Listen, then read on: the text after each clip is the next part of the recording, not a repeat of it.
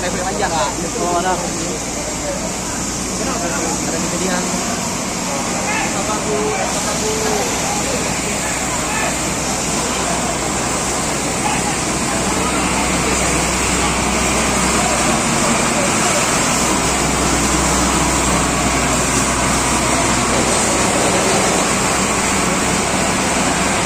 kebakaran di restoran Gojek Senayung.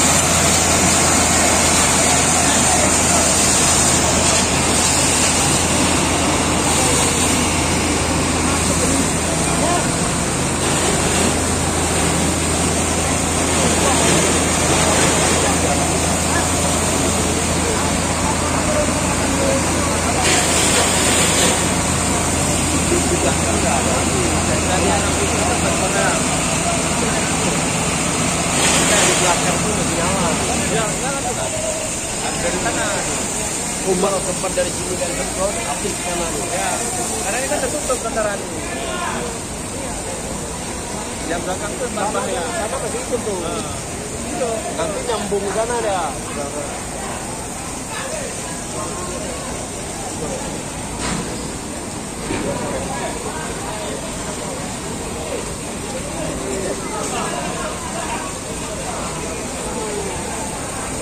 Karena di sini kan masih hidup ya. Nanti kalau ini masih jadi semuanya nyambung sana.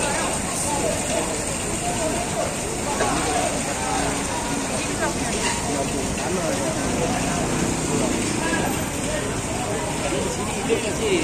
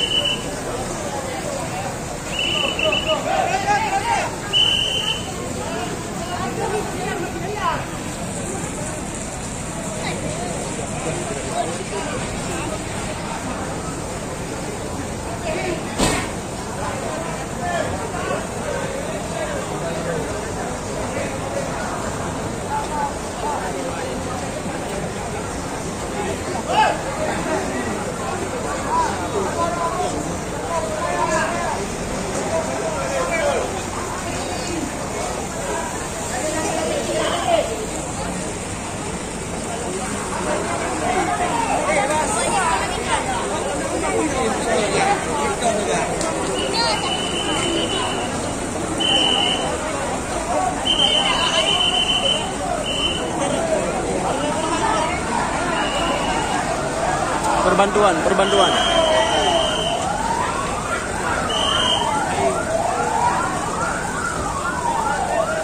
Oke, masuk. Perbantuan.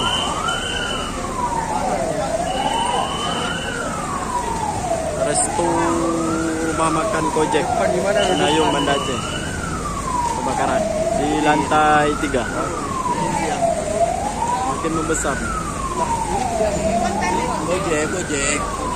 Gojek bakso dulu.